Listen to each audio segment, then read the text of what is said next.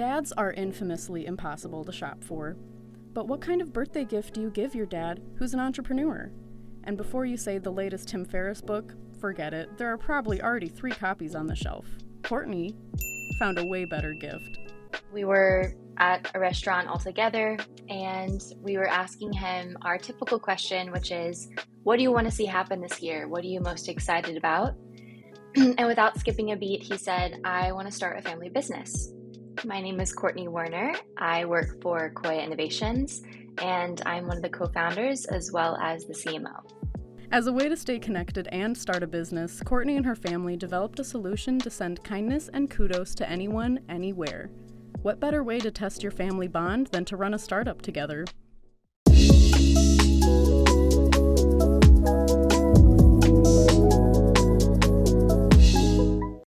What is KOYA?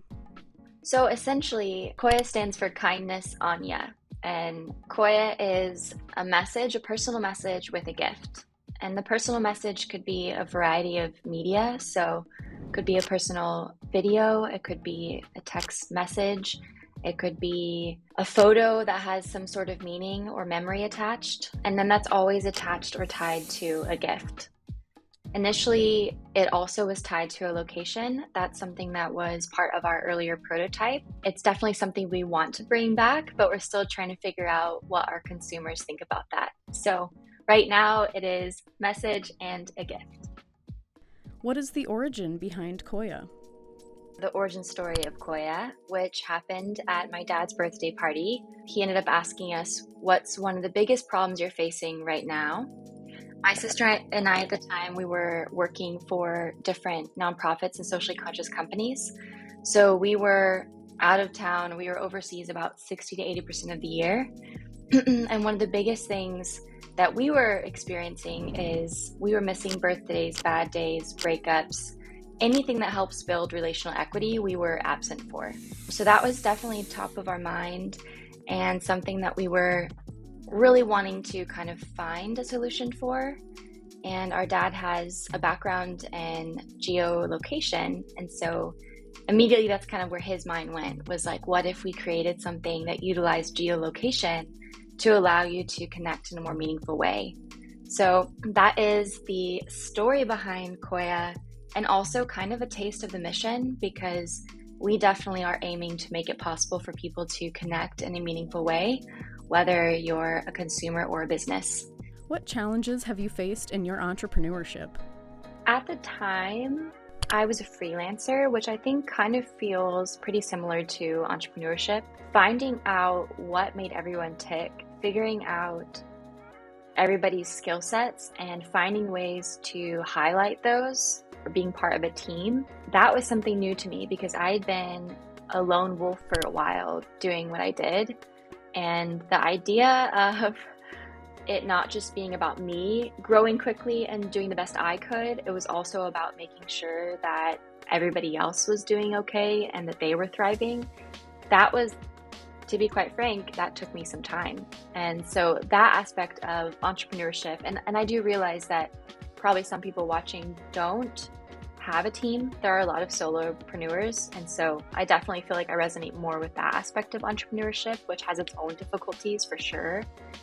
But coming into a team and making sure everybody feels good and they're excited about the vision and they feel comfortable with it, and that has been my biggest challenge.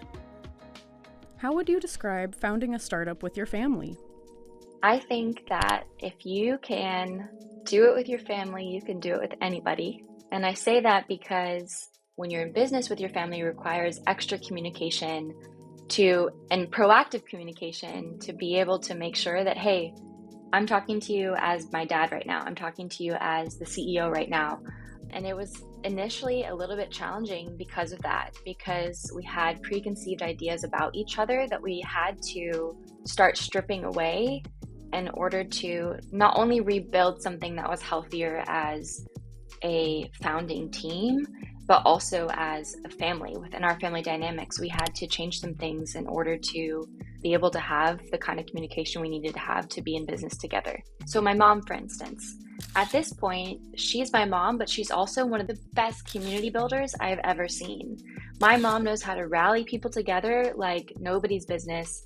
And so getting to see her energy and how she's able to connect people is actually something that I feel so fortunate to now see. She's not just my mom, she's this other multifaceted human that, had we not have been in business together, I probably would have never seen. One study found that family-owned businesses like these score high on things like motivation and leadership. And you can see why. KOYA is a powerful example of women's entrepreneurship in action. Woman-owned family businesses have increased by 37% over the past 5 years, and 60% of family-owned businesses have women in top management positions. We've made strides, but the sky is the limit. On that note, is there any advice you can give aspiring entrepreneurs? If you have an idea and you haven't gotten started yet, before building a product, I definitely recommend just throwing up a landing page and seeing if you can get signups first. It'll save you time and it'll save you a lot of money. Circulating it with people, not just your friends and family, strangers who will actually give you unbiased feedback. And along with that, maybe reading the Mom Test if you haven't. It's a book that helps you figure out how to talk to customers. That is something I wish that we would have done early on and done differently. So it's something I'm pretty passionate about now whenever I talk to entrepreneurs. You don't need to spend a lot of money. You don't need to get investment right away. And you certainly don't need to build out a product before you have a customer.